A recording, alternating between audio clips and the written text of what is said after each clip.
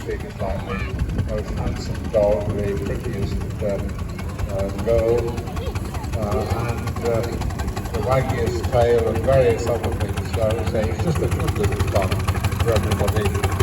And I hope the family will, especially the youngsters, will bring their hopes into the rings and stuff.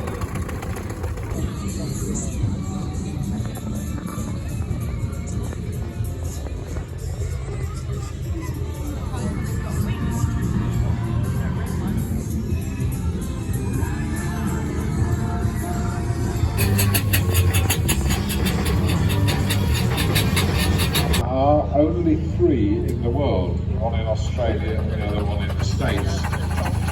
And it is described as a semi-racing car. Well, you can forget the semi bit.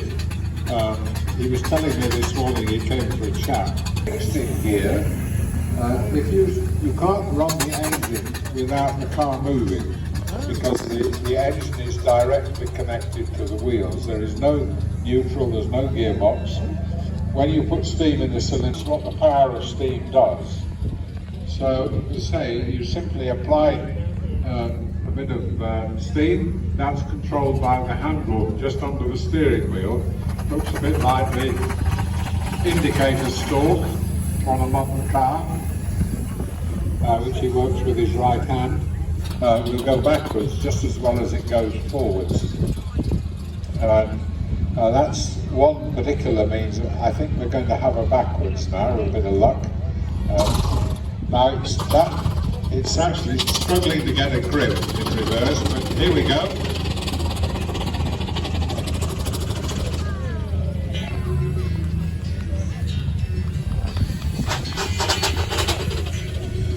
Lady just asked a question, very valid one. How's the steam created? Well, it's a hurricane just gone over again.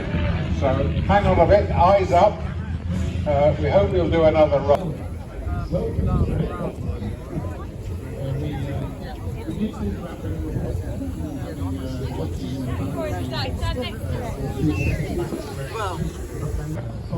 Just on a quick survey, this is a much smaller, lighter built Stanley, probably about 12 horsepower, something like that, but he's just discovered he's short of water in tank tanks.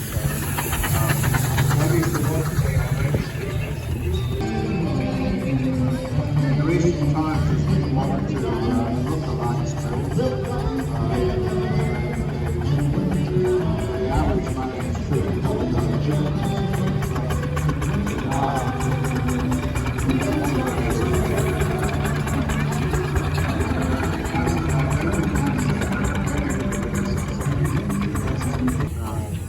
Weaving in and out of the cars and cruising along.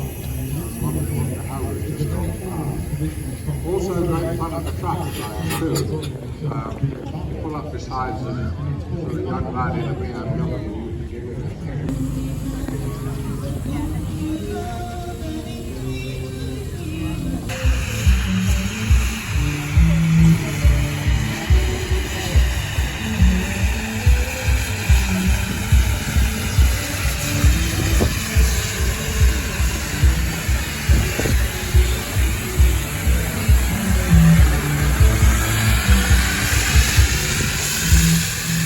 foot long, you made them 9 inches long. So consequently, you finished up with a smaller, but very, very classic Bowden lines. It looks like the real thing. Its registration number on, and so the number crunchers of the world struggle to work out, but in fact it's George V, which people have seen since the 1950s in its other guise as a showman's engine. It started life as a roller from Fowler's and still very much in its working clothes. Well maintained, mechanically sound, clean, polished, but still got its old working paint. And you'll notice it had a very large prominent tank between the rolls. That was not intended for water, it was intended for tar. So it was a patching roller, a tar spraying roller. Would have had a spray bar on the back. Lord Raglan, a 4 horsepower built by Garrett's over in Leiston in Suffolk. Most of the manufacturers built a 4 horse engine which could be driven by one man alone. Bigger engines had to have a crew of 2. Morning, gentlemen. You're looking in exceedingly good repair, all things considered. Our only flying engine we have here, yeah, only flying engine we've got here, Avis, has come home again. Again, it was one of the late Sir Bill McAlpine's engines here, and this is its current stablemate, Baltasha, which these lads bought as a complete basket case, a pile of bits. The crank was out of it, it was bent, there were all sorts of things wrong with it, and they've worked on it for quite a few years and got it up together. And then finally it came to Dorset, the Great Dorset Steam Fair in primer, when they ran it in and got it on some loads and really gave it some stick, and when they were happy that everything was as it should be, they took it home and painted it, and boy, what a job they've made of it. Blue is not normally an engine colour, frankly, but the right shade of blue is carried by that clay. One of out of the Richard Hazel stable, restored to as new condition. You can see there, all that shiny yellow is actually proper gold. It's the lines on the spokes with a glue in effect, and then when it goes sticky, you press the gold leaf onto it. And it's very, very thin, the gold leaf. It's apt to blow away in the wind if you're not very careful. Other than the fact that it hasn't got all the showman's trappings. This is Dorothy, a 5 horse Borough Road loco, and this is the very last one, ladies and gentlemen. Built in 1934, that was the last engine to be built. And Dennis has had it for quite a few years now, and it's now on to the 3rd generation of Dennis's family. His father, when he was small, he used to stand on a box to drive their Fowler they had in those days. Another foreigner we've got coming around, the Iroquois roller, come from America. This is a tandem roller, and this was an attempt to get the weight distribution of the roller right, so the weight was the same at the front as at the back. They weren't terribly popular and they weren't terribly practical. You can see the fire hole door, it's fatal at times. Now we've got a little Burrell tractor. We looked at Lord Raglan earlier, the little Garrett tractor. Now we've got, because don't forget we're looking at a time when roads were just stone tracks and there was no defined edge to the road. If you got too close to the edge, then you were in trouble. Now we've talked about road locos and we've talked about agricultural engines, and the difference is quite simple. The agricultural engine is the most basic form. Quite slow, 2 speeds, no springs.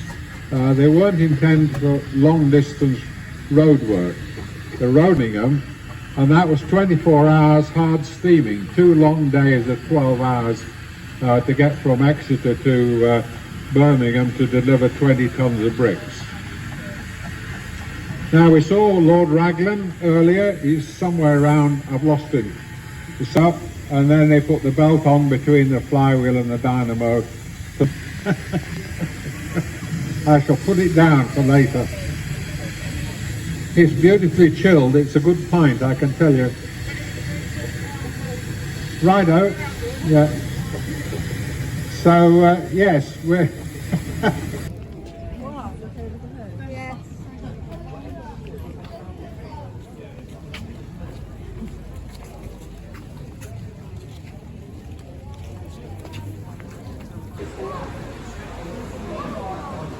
That's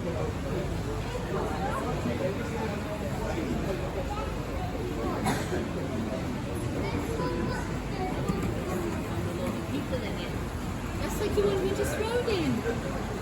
That's exactly like the one we just rode in.